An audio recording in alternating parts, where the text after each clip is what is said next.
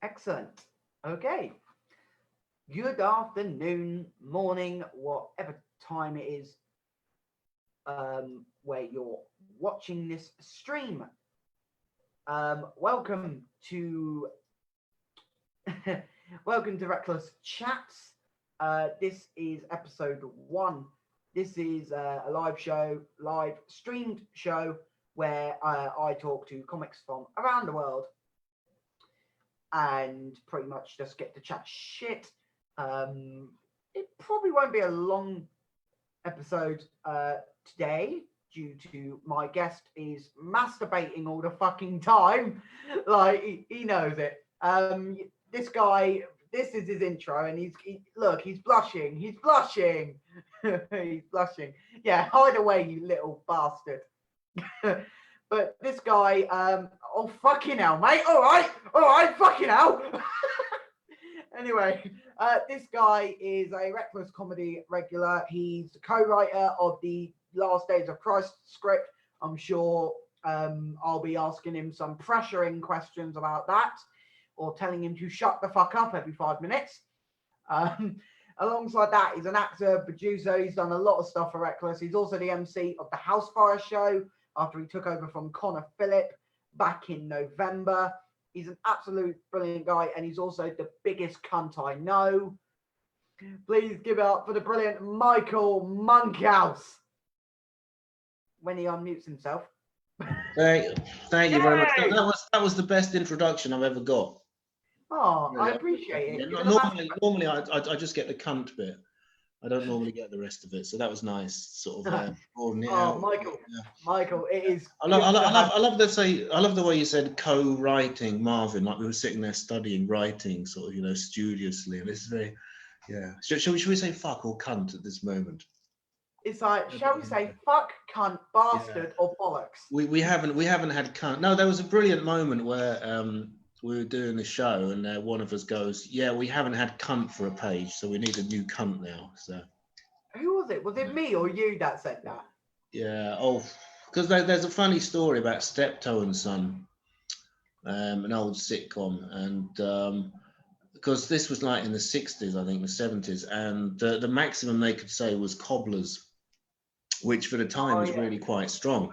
And there's a really funny story that they had an agreement with the BBC that they could say the word cobblers once an episode. And there was one episode where they didn't use it. So the writer contacted the BBC and said, "Can I say it twice this time?" Sort of recuperate. So, well, no, because that was back in those days. That was bad language. I know, right? It's like you allowed it the first time, second time, no. Yeah. It's like, there are a number of fucks and cunts that we can. I know, right? So talking about Last Days of Christ, I'm gonna really push you on question. Yeah. You are talking about our Last Days of Christ, not like the Last Days of Christ. Of course, not the actual Last Days of Christ. Yeah. But I'm not really prepared for that. So I'm not a Catholic. Don't touch children. Yeah. So when I approached you to help co-write that, what was your initial reaction? Fuck off, you cunt. Sorry, that was rude. It was actually fuck off, you fucking cunt. Yeah. Now, I've got to be honest. I know we did the nativity one. That was a lot of fun. Yeah. And I thought that was good. Also, because I kind of got involved with it, and you could actually see me, etc. I had to be brutally honest. When you first said it, I thought no. Really? Yeah, I genuinely thought no. Partly. It's not really because I care about the reactions, because I'm used to getting bad reactions. I've had good reactions and bad reactions. You have to just keep doing it. There's always going to be someone who likes it, someone who doesn't. I just thought it was a bit sort of bad taste. I thought like the nativity you could do certain scenes, but the crucifixion is very, it's a very intense thing. But once we started it, we were having fun, and I don't think that it's malicious. I don't think it's sacrilegious, because it's just funny. If you take something like, the Passion of Christ, and you start dissecting it and, being cruel about it, that's different. But we're just taking a funny story. If anything, we're just making fun of people's, inability to act, people's inability to do things properly. I wouldn't say that it's sacrilegious or anything.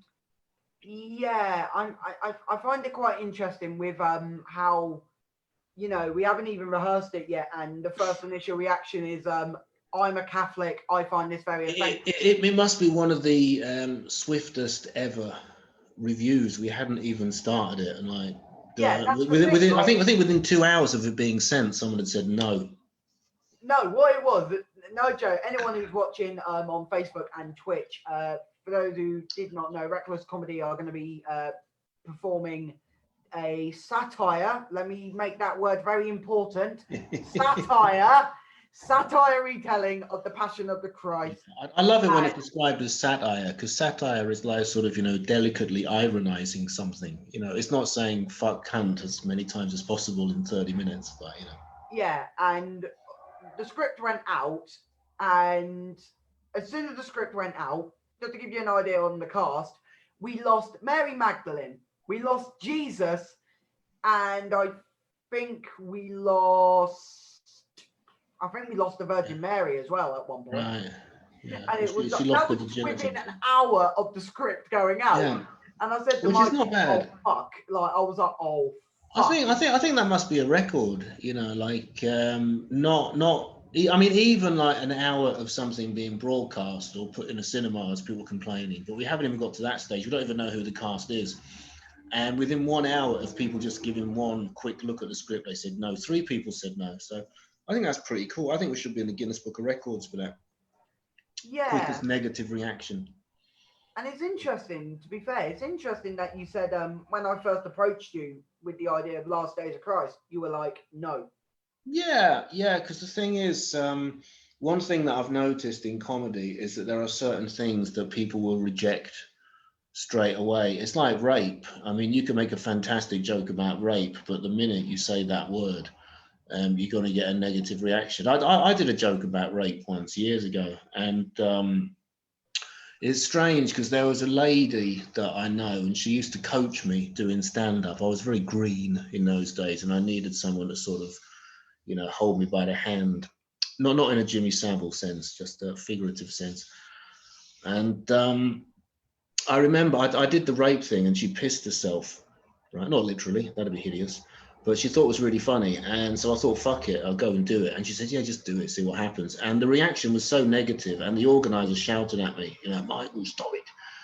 And the funny thing is that months later, right, because this was the only show that was going on in Rome, and months later she was writing it up for Facebook, and she was introducing all the acts, and she said, you know, he does rape jokes, so beware. And it's, you know, it's incredible. Just this one joke was kind of haunting me after about 6 months. And so, like I said, you know, no matter how clever or funny or witty you are, and our script is very witty, it's not something you can understand immediately. And you know, the minute you touch certain subjects, you're going to get a negative reaction. You know. In fact, I was talking just recently. There was something I used to do, and it was about a sexual harassment claim that was made by a penthouse model. Okay. And I was pointing out the irony that, you know, certain people are quite happy to sell their bodies, but they demand respect. And the problem was that the minute a guy makes a joke about harassment, people automatically think he's siding, you know, with the sex offender. Of course I wasn't, you know, it'd be ridiculous. And I remember there was one particular show where I was doing it, and it was in Italy, and they don't have a lot of stand-up. And it was open mic, but it wasn't open mic comedy, it was general. And the minute I got to that bit, it was really bad. And I was just finishing the act, and I said, it's time to go now. And the organizer says, yes, I think you should go. And I got off stage, and she went on stage, and she said, I know that, I just want to point out, I know the last act fancies himself as a bit politically incorrect, but just because a woman poses nude, she's not asking to be harassed. And the entire front row, all female, they all gave her a round of applause, you see. And I realized that I hadn't expressed it properly, and they kind of misunderstood it. And so, you know, there are certain topics that people don't like. You know, people say they're open-minded, but they're not. You know, you come at something from a different point of view, you're going to get criticism. I've been banned from places, you know. Okay. Just happens. Okay, so the idea of you originally saying no to the idea of doing a satire version of The Last Days of Christ, what made you change your mind from no to, okay, let's give this a shot? When we started doing it, I thought it was very, very funny. And it was like a day off, you know, it was like just sort of fucking around, which is always healthy. And like I said before, I didn't think it was actually attacking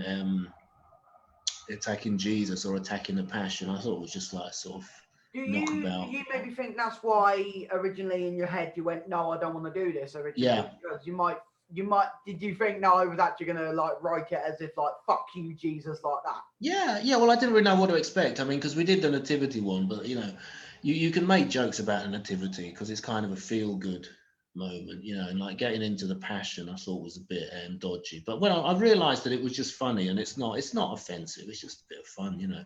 And also, if you don't like that kind of stuff, don't watch it. You know, this is something that I always say. It's like the American comedian Andrew Dice Clay, who I think is very funny. And the hilarious thing about him is that people go and watch his show and they come out and they say, oh, that was offensive, I didn't like that. And I'm like, sorry, mate, but if you're easily offended, why did you go and see, you know, possibly the most notoriously offensive, brash, racist, sexist, homophobic comedian going? Go and watch Michael McIntyre. You know, if that's it's like watching a porno and saying there's too much sex and no characterization or plot. You know, if you don't like it, you know, go and watch something else. No one forces you to watch it if you don't want to. Yeah. So obviously, in our version of the Passion, you are playing two characters. You're playing the narrator, three more than usual, and you're also playing Pontius Pilate. Oh yes. Do you think now? I know this sounds like a real like actor interview right now, but it's like yes. I expected so much more from the role. I know. Do you think there's a bit of pressure on you as a comic to play one of the most infamous characters in biblical history, Pontius Pilate? No, not really, because as I said before, I don't really see it as particularly biblical or, you know, particularly religious. I just see it as a bit of fun, you know. And also, if you are going to be offended by it, you know, I think by that point you would have stopped watching. Yeah. You know, I mean, if you've got to a certain level, it's like it makes no difference at this point. No, I mean, I don't think it makes a difference playing Pontius Pilate or playing Jesus or playing, you know, playing Simon Peter or whatever. So it's all part of the same mix, isn't it? So, and it's pretty cool. Yeah, I was going to ask you, what do you think of the other casting in our performance? Well, the actors. Kurt Seablom as Caiaphas. That's going to be funny. Oh yeah, well Kurt's funny, you know. Kurt's going to give it all his best shot, you know. And Caiaphas is not a you know, delicate role to play, is it? It's quite cool. Yeah, and obviously Robert Orty as Anus, or in our script, just a minor spoiler, Anus. Yeah, spoiler alert. Spoiler alert, yeah. You're not going to give the whole fucking script away. Yeah. No, well, you kind of got the idea, yeah. It's like, you know, I'm writing my autobiography, my struggle against anorexia. Yeah, spoiler alert, kind. Now that reminds me, that was hilarious. Somebody told me, I don't think it's true, I think it's just a stupid story, but she said she went to see Titanic, you know, with Kate Winslet and DiCaprio when it first came out, and she said she was sitting in a cinema, and at a certain point, somebody behind her went, "Fuck an iceberg." Like, well, it's the Titanic, isn't it? You know, as Jimmy Carr once said, the clue is in the name. I was going to ask. This is an interesting question now, sort of going away from the passion, and we'll come back to it in a bit. Yeah. Quite passionate. If you could choose one film/story that you would love to see Marvin/Reckless try and do a satire of, what would you personally love to see Reckless do next? When Harry Met Sally, because I fucking hate that film. You know what? If people watching this genuinely want us to do like When Harry Met Sally, I hate that film. To be fair, I hate it. Right, like satire. To be fair, I'll say this: I really want to do a satire version of Grease and try and make the ending make sense. Yeah, that's right. Yeah. No, did you know that John Travolta, Olivia Newton-John are doing? Yeah. Hello. 10 minuti, dai. Francesco, aspetta, Sorry, I'm very popular. Ti chiama Michael I'm very This, popular. ladies and gentlemen, is the Italian version of Melanie C. It is, yeah. Melania Chi. Yeah, well, she's so lucky. Yeah, no, but seriously, I was saying that John Travolta, Olivia Newton-John are actually doing mathematics. Yeah, they're multiplying. So go on. Yeah. So obviously, as I mentioned in your intro, you are currently a resident MC for Reckless. Yeah, I like that. Yeah. So, bit of backstory to how you became a Reckless MC. Can you recall that fateful night where I asked you to MC? Yeah, it was good. And what happened was I wasn't actually. I didn't know I was going to MC. I've MC'd before. I used to MC with my partner, not in that sense. Francesco Pugliese. It's not sexual anymore. Too old for that kind of thing. And no, but I just heard like literally about 15 minutes before if I could MC. And I thought no, because I'm not ready. But then I thought, fuck it, I had like a piece ready for that show, and I thought I'll just do the first bit at the beginning and the last bit in the end. And in the meantime, just see what happens. And I actually like MCing for that reason, because paradoxically, there's no pressure on you. There's pressure on the acts. It's not your show with guests. It's their show, and you just introduce them. And it's nice because it kind of keeps you on your toes, something Oscar Pistorius doesn't do very well. Because, you can listen to the other, instead of preparing everything, like, a little bit of stand up here, that just breaks up the show. So what you do is you just listen to what came before you, like someone's talking about politics. So I brainstorm my brain cell for something about politics, do that, and then introduce the next act. And it's nice because it keeps you awake and you enjoy the show more. And also it's good because you can like try out new stuff. If you've just written something about, Italian telly and the person before you is, talking about British telly, you can try it out and see what happens. So no, I like MCing. I actually, in a sense, I prefer MCing to actually being in a show, because when you're in a show, you're sort of sitting around before, you don't know what to do with yourself. And you do your bit and it's like everybody's watching you, and then you finish and then hang around, nothing to do. And I actually prefer MCing. I think it's fun. I think it also, what you just said, sort of segues into like my next question is who are your top 3 acts that have ever performed on Housefire? Because the reason why I want you to answer this question is because I need a piss and I need you to kill 5 minutes. All right, good. I need a piss as well, actually. So. Well, right. You tell us the top 3, and then I'll be back. And then I'll be back. All right. Soon. And then you say your top 3. All right. Yeah. So, well, you go first. So, top 3 acts that. Well, it's difficult to say. Obviously, you and me. I suppose. Let me think. I like Maggie. I like Maggie Levine. Oh, I'm talking to sort of train now. Yeah, don't worry. No, I think first of all, I like Maggie because she has her own style, she has her own thing, and she doesn't do this typical female thing. If this sounds sexist, that's because it is. Because with female comedians, it's always, I went on a date and it was really bad, and my ex-boyfriend, and I'm like, if you hate men so much, why do you spend so much time trying to bonk one? It's like, all day it's kind of like, oh, men are useless, men are shit, I had a boyfriend. I say, fine, if that's how you feel. What are you doing tonight? Oh, going on a blind date, I can't wait, oh my God, So I like Maggie for that reason. And I think she's got an interesting, she's got some interesting stories to tell. Like her experience in their TV and, traveling around. So that's interesting. I mean, I like all of them. I like Robert Alty because he's very in your face and very funny. And again, he's got his own style. And I like Ryan Stannard. I like Ryan Stannard because it reminds me, you won't believe this now because I'm nearly 50, but it reminds me what I was like when he was his age.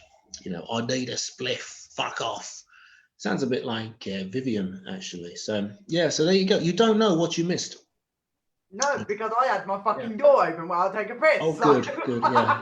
Well, no, because I love that. It's like in Italy, like they say, oh, there was a Paul McCartney concert. Did you go? No, you don't know what you missed. Yes, I do. It was a fucking Paul McCartney concert. You just told me. Mhm. So yeah, so there we go. What about you, man? Your three favorite acts, Okay. apart from me, obviously. Okay, top three. That's obvious. Yeah.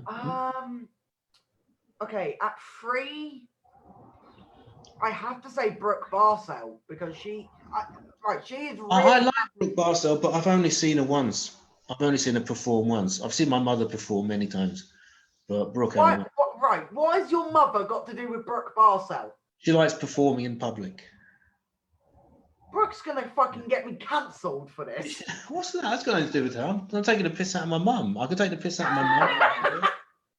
Yeah, she's Anyway. the butt of my jokes. Yeah. But yeah, Brooke, I like her. She's quite talented and she's not afraid to be shouted at by an alter ego of myself. Like Yeah. she's not afraid. I don't really know. I mean, she does shitloads of shows. I know that. I've seen like 100 times on Facebook. Yeah. I mean, I've only seen her once. I think so. I can't really comment. Yeah. I'm trying to think who else. Number 2. Number 2. Yeah, Vivian. Okay. So childish. I have to say, I think something mature. number 2, it's split between Robert Orty and Kurt Seablom because whenever Kurt turns my up, mother's split as well. Like Kurt, whenever he turns up, Kurt always has me in fucking stitches. Kurt is funny, yeah. Yeah, that one about his twin brother fucking his wife. That was good. And I think at story. number 1, I think there's so many good acts, but I have to say Elazar Friedman. Yeah, I like Elazar Friedman. I love him. Like I consider him our secret weapon. Like if the rest of the mic goes to shit, we can bring Elazar in and it will come back. Yeah. No, so I'm laughing. I'm not laughing at you. I'm laughing because sometimes I'm so incredibly bored. I go onto the New Order forum, right? New Order English pop group. I don't think they're very good, but I need a hobby. And people always use that expression, you know, it's like, he's their secret weapon. She's there. It's like, how many fucking secret weapons? There are only 4 people in the band and they're all the secret weapon. I mean, they're not secret and they're not a weapon. So, you know. No, but I like Elazar. You know, I could see him becoming professional, actually. I think he's got the material and he's got his own character as well. And he's got a good stage presence. So, yeah, he normally pulls it off. Like my dad, he pulls it off. And, good segue there. Talking about characters, which one which of the Reckless characters do you prefer more? Chase Brody from the Improv Night, or Marvin the Magnificent? No, definitely Marvin. I wonder why. Why would you say Marvin more than Chase? Oh, he's so sort of in your face and funny and loud and like, you know. Chase isn't in your face. Yeah, but Chase has a veneer of respectability, of professionalism. You know what I mean? Marvin does. You call swearing at his performers and calling them cunts professionalism. Yeah, but you have to remember the context, right? He's next to, you know, he's next to Marvin, and next to Marvin, he is more. You know, he's a bit quieter, so it's definitely Marvin because Chase has a tiny little dot of professional decorum and you know, respectability, which Marvin doesn't. He doesn't even have that level about him. I quite like that, you know. I think also with the improv show, while we're on the subject of Chase, what's the most funniest moment from the improv show so far? In your opinion, what's your favorite moment that's ever happened? I mean, they're all gone wrong. Whether that's something that's gone wrong or just it genuinely had you in stitches. I mean, you know, you probably know what I'm going to say, but I'm going to say it anyway. I still can't get that image of Kurt with Clarettes. Yeah, and the fact that he didn't like doing that as well made me feel bad as well. No, you shouldn't. Well, no, because if you don't want to do something, you can just say it, you know. Well, actually, no, you can't say it because it's like improv. And if you say no, it's yes and. Yeah, which I think makes it even better, the fact that he was, you know, prepared to do it. And but it was a little bit. Well, no, because the funny thing, there was that show where you had technical issues. Good old Jenny also played by Christine Knowlton, took over. Yeah, and it was we kind of got into a stasis. We kind of blocked because it wasn't really going anywhere, and we just did the same thing again and again and again. And then you came in and pushed it to a different, different. Yeah, level. I pushed it into a 16-minute fucking sex scene. There's nothing wrong with that. That's the great thing about improv. You just got to fuck around, see what happens. And this is where I say, Brooke has dealt with a lot of shit with shows. I said this to her personally the other day. I'm like, you've taken on a lot of shit from me over the last couple of weeks. Like me saying, right, come on a show, even when you're busy. And I, just as Chase, the amount of shit that Brooke, as Debbie, puts up with from Chase is the list is long as hell, because just to name a few things, Chase makes her do sex things, Chase shouts at her, but for some reason I think Chase, who do you think Chase shouts at the most? No, it's probably Brooke. I think he shouts at you, Brooke, and Kurt. Well, he shouts at everybody. That's his job, Yeah, he shouts at everyone, but I think he picks on you three the most. Yeah. I mean, you have to remember, I've only really done a couple of shows at the improv. I don't have that much experience. I did the old improv show where you sort of had to do kind of stand up and jokes and talk about something. This one, I've only done a couple. I missed the last one for reasons that I won't bore you with, because I hate it when people do that. They give a little life story. It's like, can you do it? No, good, fuck off, So no, because on that day I had to do this and that and that and everything. So can I have that piss now? If you'd like. I'd love to. Just give me one moment. So you just improvise. Just improvise. I'll just talk bollocks about our sponsor. Good. Go on. Yeah, top of the morning, isn't it? Yeah, top of the morning coffee. You can go. Yeah, I resisted the accent because I know everybody who sees that has this incredible. It's like when people see my name Monkhouse. It's like, are you going to say it? Are you going to make the joke? Right. Do you want that fucking piss or not? Yeah, I do. Yeah. Just very quickly. Go for your piss then. This is going to be a good one. It's going to be a good one. I'm glad. I'm fucking glad. Anyway, just a quick message from our sponsor, Top of the Morning Coffee. You can go over to www.topofthemorningcoffee.com where you can purchase some coffee. They don't just have coffee. They also have hot chocolate. They have cold coffee beans. And I do believe they're hoping to release tea later in 2021. So make sure you go over to www.topofthemorningcoffee.com and go purchase some of their products. It's relatively cheap, especially in UK prices as well, but shipping might be a bit more. They also have a t-shirt on there as well, which I'm hoping to order in a couple of weeks. And another thing I do want to mention is that if you have enjoyed anything that Reckless Comedy, that's better. Now you interrupt me during the most important bit, fucking dick. But as I was saying, if you have enjoyed anything that Reckless has produced over the last few months, feel free to contribute and help us out. Give us money, please. It's like Bob Geldof, isn't it? Give us your money. But we're in a kind way.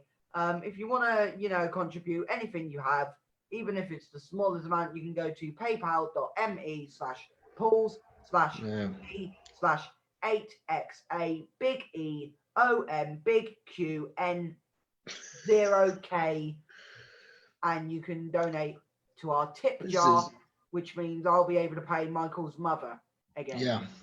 Well, no, she does it for free. Don't worry about that.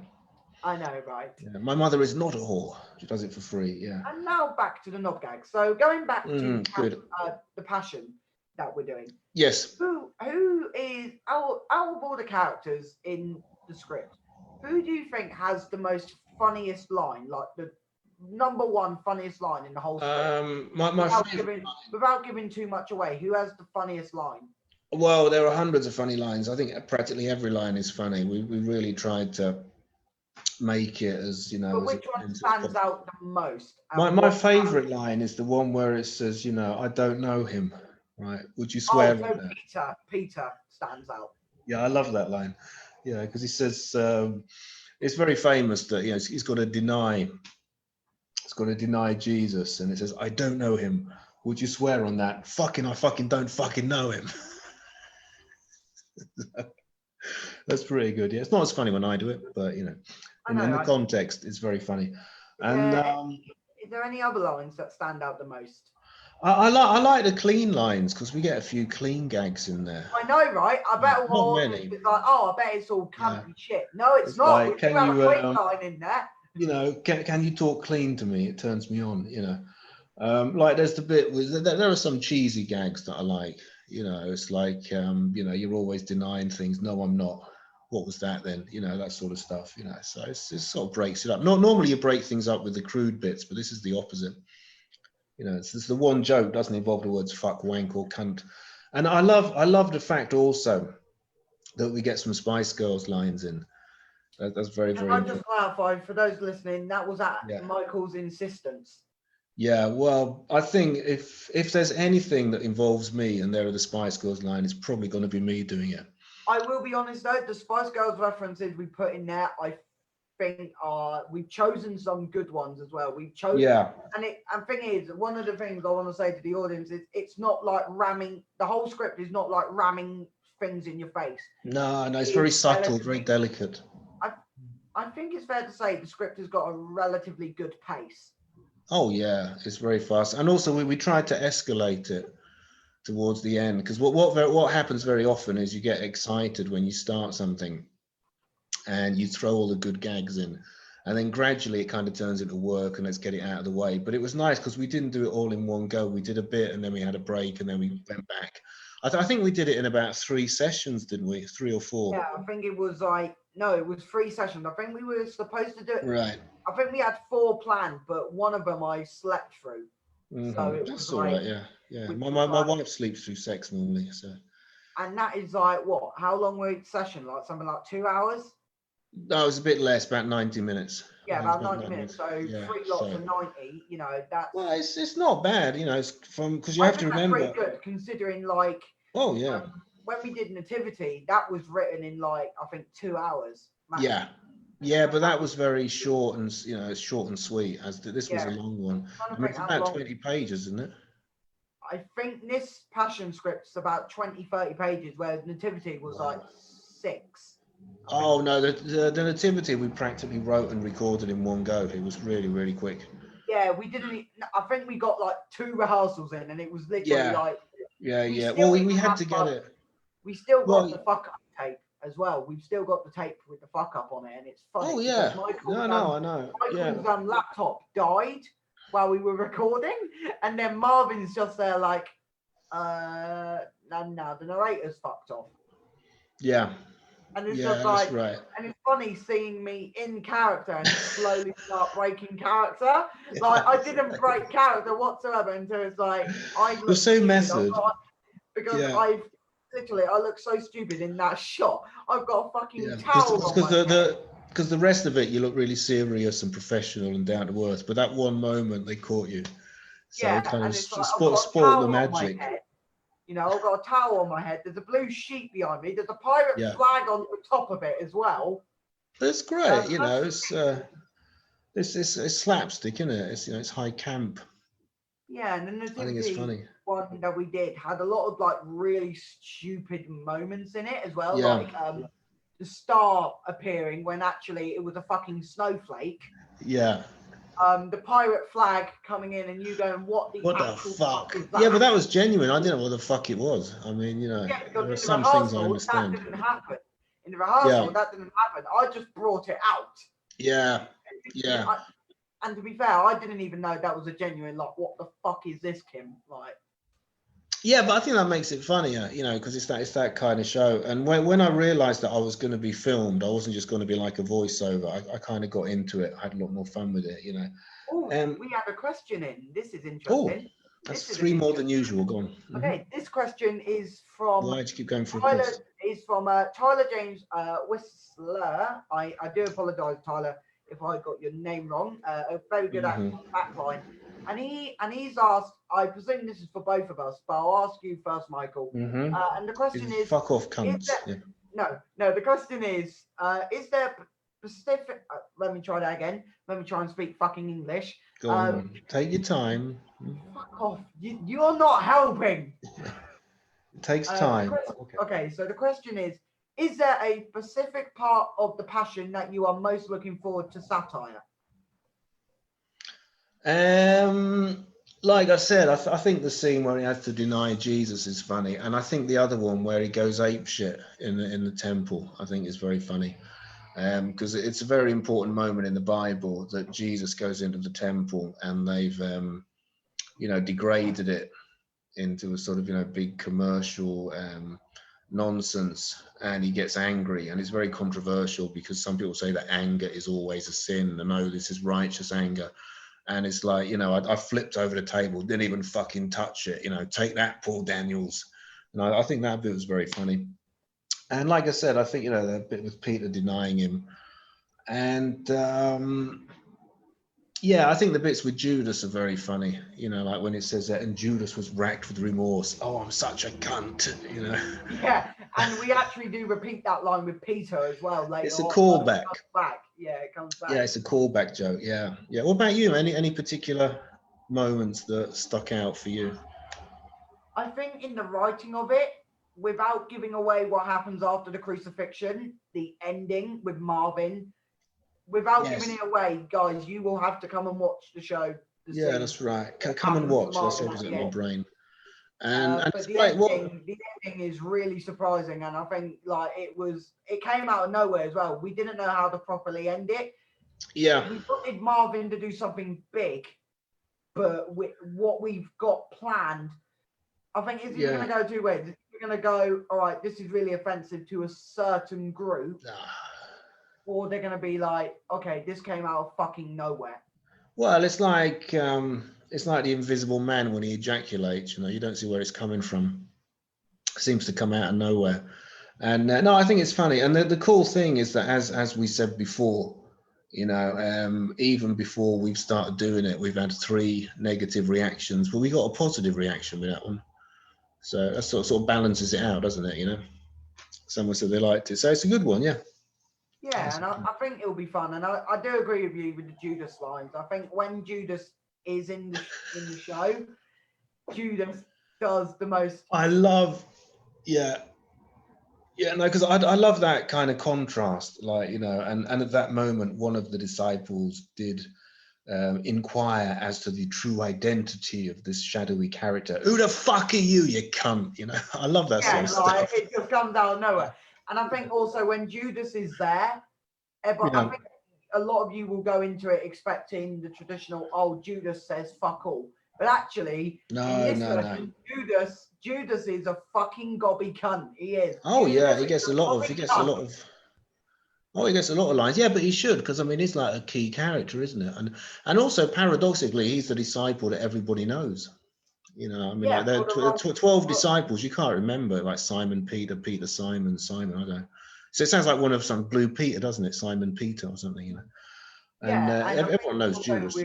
With Judas, with our version of Judas, as you say, people remember Judas in the Bible, but for the wrong reasons. I think in this way, we wanted to take not a Christian look on Judas. We wanted to give it a Christian look and an atheist look. So there's moments where, Judas acts like he does in the Bible, but then there's moments where Judas acts like the character. It is nice because it is based in the Bible, and it's like a parody, and a parody has to be recognizable. You can't just sort of go completely off book. And there are actually some bits of the Bible that we left exactly as they are because they're very strong and they're very beautiful, and there are bits that we didn't actually change. And it's not totally out there. It is based in the biblical story. You have to know the biblical story, or it's just people telling each other to fuck off for 20 minutes. So I think the best way for me, for anyone who's not yet decided whether they want to watch it, I think the best way I can say, and I don't know if you agree or not, is to go into it open-minded. Don't go into it thinking, oh, this is going to offend me. Go into it open-minded. I think that's the best way. Yeah. If you agree or not. Well, one of the strange things is that if you want to be offended, you will be. In the same way that if you want to complain about something, you will find something to complain about. You know, it's like I don't want to talk about work or anything, but I used to work for a school, and the student had to give feedback after every lesson. And I say, if you give feedback after every lesson, you're going to start complaining because you're going to find something to complain about. You know, so if you go into something, you know, a satirical retelling of the Passion of Christ, and you want to be offended, you're going to be offended. You know, but if you go into it thinking we'll just see what happens, just have a laugh, it's like a mini holiday. It's just 30 minutes of fun. Take it for what it is. I don't really think it is a problem. And this is the funny thing: we don't even know how long the show will actually be. We're reckoning No. about half hour. No. I think it depends on how, because I think there's some bits in the script where we need a pause.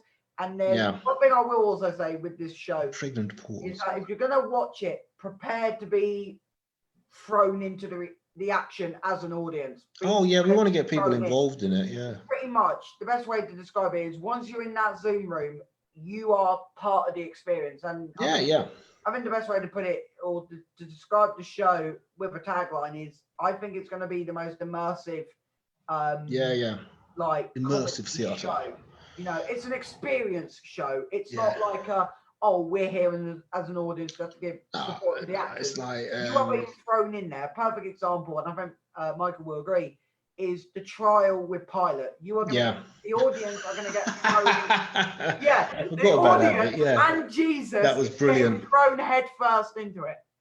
Oh yeah, it's like a pantomime. You know, you don't go to a pantomime thinking, "Oh God, you know, I'm not going to be a part of this." You want to get involved in the action, you know. Yeah, and also I don't think Jesus is helping in his own trial either.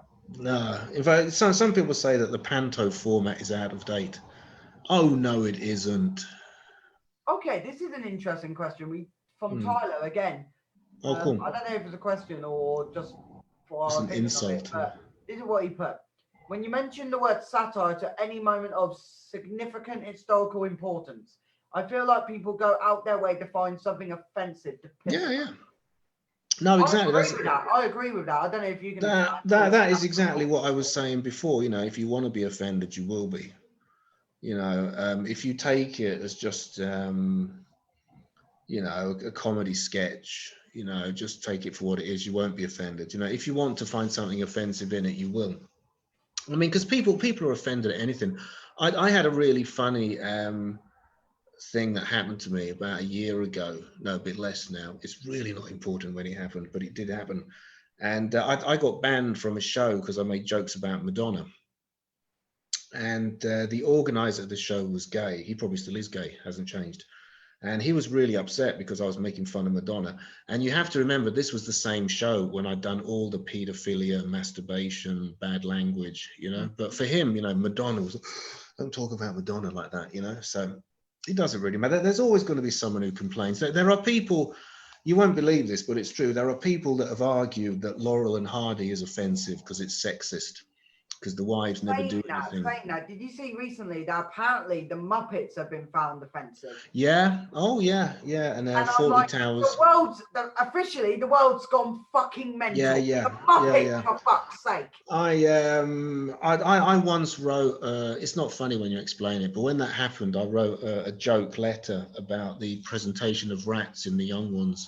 Because there are a couple of puppets of rats, and the person finds it offensive because it's disrespectful to rats. To be fair, those rats are fucking terrifying, to be fair. They're brilliant. And there's a rat in Fawlty Towers as well, which is a puppet. And now, rat is cute. That's a cute rat. I have to say that out of all Fawlty Towers, I don't like the bit with the puppet, because I think you laugh for the wrong reason. You know, the puppet rat in the biscuit thing I'll be honest, that is the cheapest looking rat I've ever seen in my life. Exactly, but you laugh for the wrong reason. That kind of humor is good for Monty Python or the young ones, but in Fawlty Towers I just think it's crazy. You know, either have a real rat or not have a rat, just have like a reaction shot, and it doesn't tie in, because the thing about comedy is that it has to be consistent. You have to be realistic, like Porridge, or, you know, one of the typical sitcoms, or you have to be totally over the limit like the young ones. or boosh, that kind of stuff. Mhm. And it doesn't really work when you have something that's almost credible and then has like a puppet at the end. It's just a bit crazy. I mean, well, as somebody pointed out to me once, I never thought about this. They said, you have to remember this was like a little telly back in the 70s and it wouldn't have been quite so obvious. And I said, yeah, but it's still fucking obvious, isn't it? You couldn't possibly have thought that's a real rat. You know, I just thought it sort of spoiled the credibility, because the rest of the show is brilliant. I think it's one of the best shows. I think that and Gourmet Night, I think, are the best. I'm not a fan of Gourmet, to be fair. Oh, I think it's great. Yeah. There's elements of it. I feel like We can still be friends. I feel like Basil losing it with like the cake at the end. I feel like that. No, I like that bit. I like that bit. Because the thing about Fawlty Towers is that it builds up gradually. It's like a pressure cooker. And John Cleese himself said that people, even now, you won't believe this, but even now people send him spec scripts for Fawlty Towers because they want him to do a Fawlty Towers episode, and they send him their script. I'm never going to do it, but they do it anyway because people are weird. And he said, though, like if he was to do it, it wouldn't be the same, because now they'd have to. No. Because let's try and think about this, and I've got another mic to run in about 10 minutes, so we'll try and wrap it up on Fawlty Towers. That's all right. Well, we could be talking about the good life. Our own ideas, you know, we can throw our own ideas into Fawlty Towers. This is the thing they would have to do, okay? This is the thing they would have to address. First of all, Manuel is dead. They would have to address the fact that Manuel is dead, and they would have to put some sort of dedication in. Yeah. Second of all, Connie Booth and John Cleese have been split up, so they would have to, maybe they could write in that Polly and Basil ended up getting together, and then no, but it'd just be crazy, you know. And then you've also got fucking what's her name, Sybil. Yeah, you know? She's about 90 now, isn't she? She's about 90, and the thing is, all of them are old now, and I don't think they'd want to do it anymore. And also Major as well, you know, all these other side characters. Oh yeah, they're all dead. They're all dead. So they would have to go from scratch again. Yeah, and I also think that Basil and Sybil would have split up by now. Really? I don't think there was a lot of future try and pitch relationship. An episode idea of Sybil and Basil running the hotel despite being divorced. Yeah, I know. Because the thing is, pitch that idea to me. Try and pitch that. Well, no, I mean, because the thing is, no matter how good it was, people wouldn't like it because times have changed and they say it's not the same. It's like the young ones. I mean, I read. I'm not sure, but I think I heard Lisa Mayer, one of the writers, and she said at the end of the young ones, we killed them off for that reason. We kill them off is completely. There's no reason to kill them off because they think they're dead and they're not, and then we kill them off anyway. And she said it was partly because that's the humor of the young ones. You couldn't have a happy ending. It's not like The Good Life. But it was also because we could imagine being unemployed at the age of like 45, 50, and the BBC saying, do you want to do another young ones? And it'd be horrible. So it was to make it difficult for us to bring them back, you know. So you think an episode of Fawlty Towers where they're divorced but still running it, I don't know.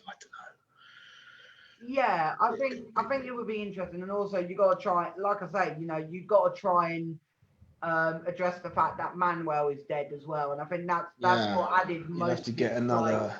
That was a huge part of it, and I think if they were to do it, I think they would genuinely have to write that maybe Basil actually felt sorry for hitting Manuel all those times, and I think they also make a joke that it would be funny that maybe. They thought maybe there was a burglar in the hotel. Basil hit Manuel and it actually killed him. But then you've got the and then you've got but you've got a big hole. You've got a big hole in the script. You've got a big hole in the script because it's the interaction that makes it interesting. You'd have to have another character. Yeah, maybe you could have Manuel's cousin from maybe Liverpool or something. I don't know. Yeah. I just don't think Sybil would make the same mistake twice. Do you know what I mean? It's the famous willing suspension of disbelief. You know, why do they stay together when they hate each other? Why doesn't Sybil fire Manuel? You know, you just have to accept that. And I think accepting it for a couple of series you can do, and it's just funny. But I think accepting that after 50 years now, Yeah, 40, about 50 years? 50 years now. Well, no, it was the late 70s, yeah. So we're talking about 40, 50 years. It just be crazy, you know. It's like in '95 when the Beatles did a single, "Free as a Bird," and they found an old John Lennon demo and they played over it and tarted it up a bit, and everybody hated it, you know. But I thought, you know, you're bound to hate it because it's not the Beatles in '95, even if it was classic, which it wasn't. Even if it was classic, you wouldn't like it because you'd say this is something that is part of that period and you're fucking around. And also it was kind of disrespectful because John was never into a reunion. So, you know, you're just shooting yourself in the foot before you've even started, you know? Yeah, I just want to say to our viewers, if you've got any final questions, we're going to be wrapping it up in about 3 or 4 minutes. So if you've got any more questions, whether that's regarding comedy or Passion of the Christ that we're doing, Yeah, or anything. You On know, my free time. put them in the chat. Obviously, we can't see it on the Zoom chat, but we can see it on the Facebook stream and on the Twitch stream. It's all online. Well. It's all online. But yeah, I don't think Faulty Towers would work, and also the way the BBC are now as well. I don't think they would. It would have to be an after 9 o'clock watershed show. Have you heard of Mrs. Brown's Boys? Yeah, I've heard it's total shit. I've never seen it. It used to be good, but after season 3, right. it wasn't even like proper season. After season 3, it was just like a Christmas and a New Year's special ever since. Yeah, because Oscar even Wilde. Before then, it was like a radio show before then, and then it transitioned. A lot of them start on the radio. You know, the Hitchhiker's Guide to the Galaxy started on the radio. Hancock started on the radio. A lot of them do, and they go to TV. It doesn't always work on TV. There was a radio show that was very nice called In One Ear in the early 80s, and it was good. And they took it to TV as Hello Mum, and it was demolished. It was absolutely destroyed by everybody. It was just Radioactive. That was another radio show, and it went onto TV, KYTV, and it wasn't very good. You know, it's not always a good move, but it's like working up in the world. It's like if you're a pop group and you play, not One Direction, but even a pop group and you play pubs, you want to play a stadium. Radio shows want to go on the telly, but you know, it's like Hitchhiker's Guide to the Galaxy was much better on the radio, far, but it was stupid on the telly. I think this question has just popped into my head. With our version of Passion of the Christ, if you could choose one cast member of either Faulty Towers, young ones, past or present, like dead or alive, or any actor from the Monty Python troupe, to be in our show, who would you choose and what role? Definitely Vivian as Marvin. Definitely. I think Aid Edmondson. The thing is, Aid Edmondson's getting on in years now.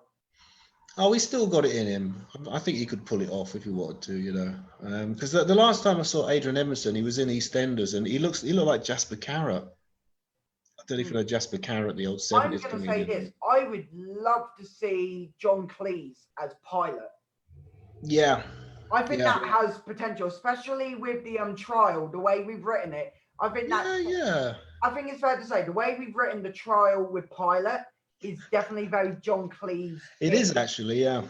It's got that make your fucking mind up sort of thing. Like, that's true. Yeah, you're not fucking helping.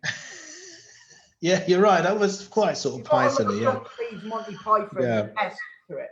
Yeah, I know. No, I'm laughing because in Italy, there is not a lot of British comedy, and they don't really have the same sense of humour. And whenever you do a show or you do a joke or you do a sketch, an Italian always says, "Oh, it's very Python." And anything you do, you know. I did a sketch once about Sherlock Holmes, and it was totally non-Python, but someone said to me, "Oh, it's very Python. Yeah, the humour, British humour." They don't know what it is. I mean, it could be anything from Benny Hill through Oscar Wilde to Monty Python. You know, it's like. I think Eric Idle would be good in our show. I like Eric Idle. But who would it? I would personally, if I had the chance to hire Eric Idle for our show, I would have him do original music. Yeah. He was quite a musical guy. Yeah. To be fair, though, animation by Terry Gilliam. Me and Michael, I haven't said this to anyone yet about the show. But I'm definitely thinking, and this is an idea, it might end up in the final show, who knows? I think after Marvin does the big thing at the end, We're not Spoiler. going to give away what's going to happen to Marvin, but let's just say Marvin's going to do a Looney Tunes moment.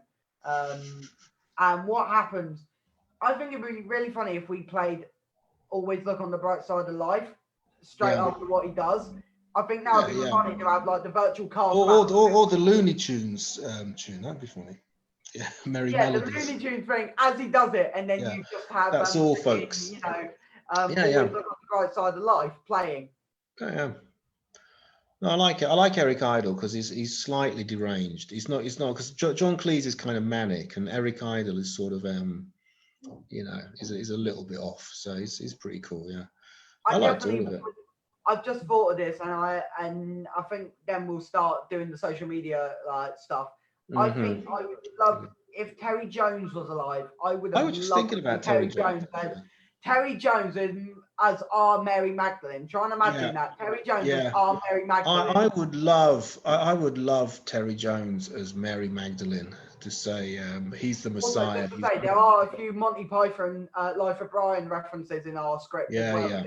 Anyone who's a fan of Life of Brian, you will definitely need to tune in. Especially towards, I want to say towards the end. I think towards the end is when we make the most obvious one. We take a really infamous line from Life of Brian and tip it on its head. Quite literally. I'm keeping stum on that one. Yeah, definitely. A bit like incest. Anyway, on that note, I'm going to hand over to Michael to promote himself on social media. I am a whore. I probably guess what he's going to say. So, I'm going to hand over to Michael, and then I'll do me, and then we'll end the show, and then we will, or if people can, I will say this, please head over to Displaced Comedians if you're in there, because we are about to run a mic called End of the Line. Don't worry, this is your stop, and I'll see you on the other side. Michael. Yeah, I will. Promote your social media. Go. Thank you. I am Michael Monkhouse, and I am a total whore. I'm the opposite of a whore. I do anything except sex. The one thing I'm me. Yeah, I am me. You haven't heard that one before. I am me on Facebook. Facebook is this great new sort of database you can use. On Twitter, I am the Bruce Boy. On Instagram and YouTube, I am Farm Comedy Club. Please check out Farm Comedy Club. Not only me, but on Facebook, because it's Rome's only English-speaking open mic. Apparently, there's some kind of virus going around at the moment, which has kind of blocked it. But we will be back. Farm Comedy Club. We would love you to support us. In fact, we'd love anyone to support us because we are prostitutes. Thank you. Good. For me, Twitter, you can find me on Twitter at Kym Nash Comedy 01, and you can also find Reckless on Twitter at Reckless_comedy. Of course, you can find us on Twitch at the moment. You can find us on Twitch at Reckless Comedy _podcast. Thank you to the person who's watching over there. You can also find 3 us, more than usual. I know, right? And that's normally when you're running a show. On Facebook, you can find us at Reckless Comedy Podcast. YouTube as well, Reckless Comedy Podcast.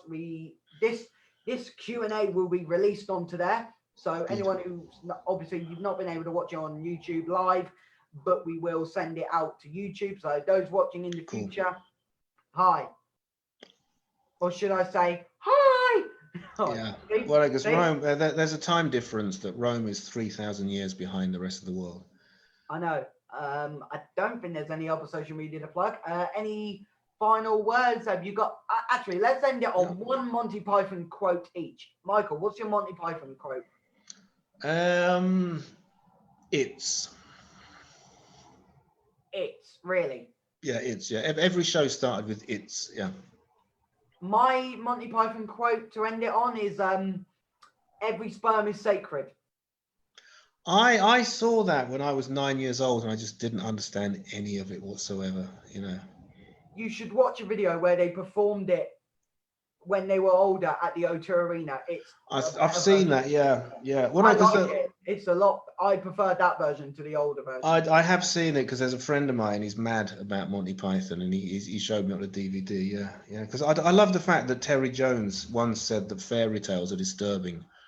So like the creosote is not disturbing. Every sperm is sacred. Watching your husband having his liver pulled out by complete strangers, that's fine. But Cinderella, ooh, horrible. But yeah, on that note, ladies and gentlemen, I've been Kym Nash. This has been Reckless Chats 1. If there's any comics watching and they want to be on the next Reckless Chats, we're going to try and do this every Tuesday, or maybe cool. every Tuesday and Saturday, maybe before Housefire. I don't know. If you want to be on the show, drop us a DM on my personals. Michael, any final words? Cheers. No, that's fine. Like I said, farm comedy. Check it out, man. I can't believe we've gone through one whole show without any Spice Girl. I know. Well, if that's what you want, what you really, really want. Yes, boys! To Yes! stop right now. Thank you very much. And we Goodbye, will my do. friend. Goodbye, my friend. And we will do. Ladies and gentlemen, this has been episode 1 of Reckless Chats. Big thank you to Michael All right. Monkhouse for being here. Thank We you. love him. Make sure you join us. March 19th, there is going to be a Zoom preview of Last Days of Christ. It will be the first time we get to run the show with all the tech.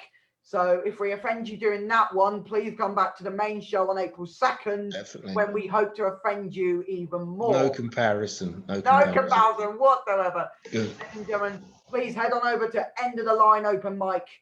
Good stuff, man. Don't worry, this is your stop.